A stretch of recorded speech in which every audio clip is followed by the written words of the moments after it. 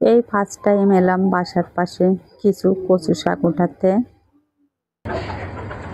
Hi hello everyone, আসসালামু আলাইকুম। কেমন আছো সবাই? তো দেখো বাইরে অনেক প্রচণ্ড রোদ। এই রোদের মাঝে চলে এলাম কিছু কচু শাক তুলতে।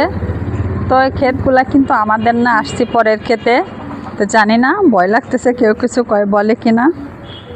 তো যাই কিছু শাক উঠাই। এটা কি বেশি বাদ? সব খালি ভুত্তা এর।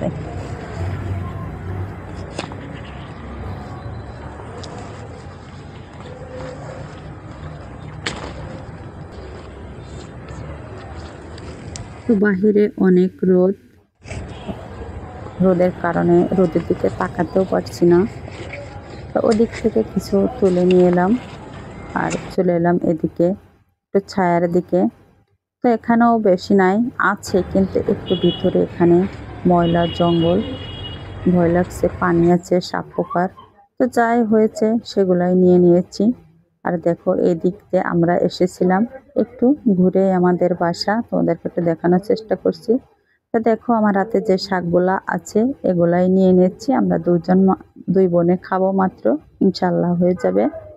তো এখন চলে যাব আমরা আমাদের বাড়িতে, যে রাস্তা দিয়ে এসেছিলাম। এখন এখানে সামনে আরো কিছু একটা ছোট কয়েকটা গাছ দেখতে পেলাম, সেখান থেকে কিছু নিয়ে নিলাম।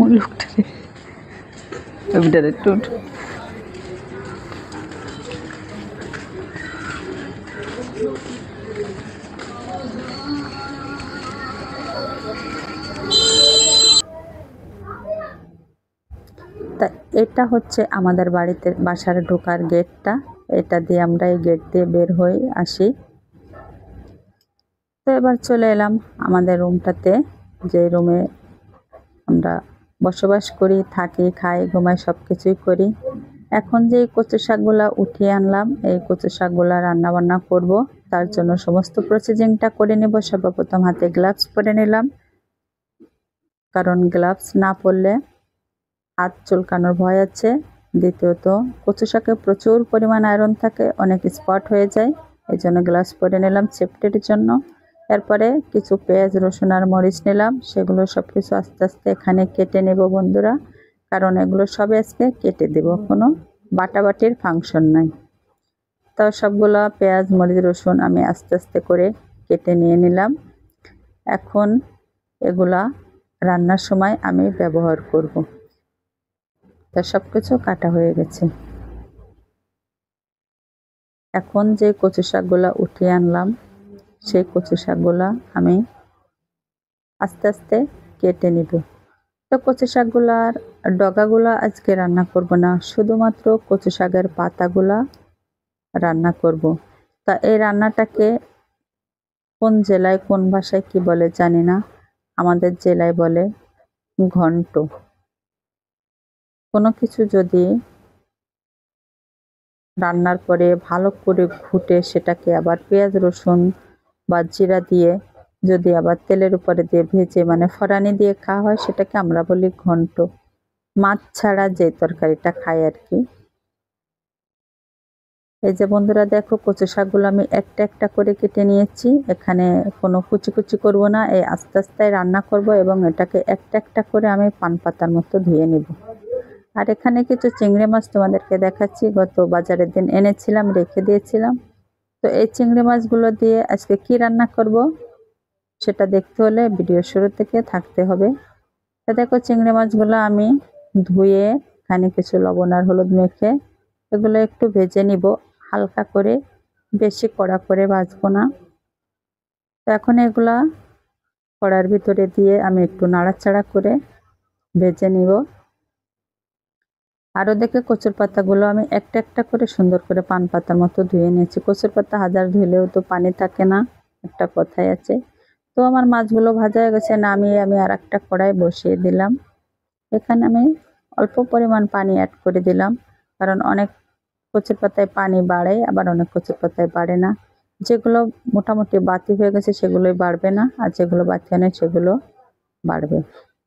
তো দেখো সেটা আমি রান্নার পরে বুঝবো। এখন কচুর পাতাগুলো আমি আস্তে আস্তে যেভাবে ভাজ ভাজ করে একটা একটা করে দিয়েছি সেভাবে কড়ার ভিতরে বসিয়ে দিলাম। কিছু রসুন, পেঁয়াজ, মরিচ, লবণ, হলুদ আর হালকা গুঁড়ামরিচ আমি অ্যাড করে আবার কিছু বাকি পাতা আছে সেগুলো একটা একটা করে দিয়ে আমি ঢেকে দিব।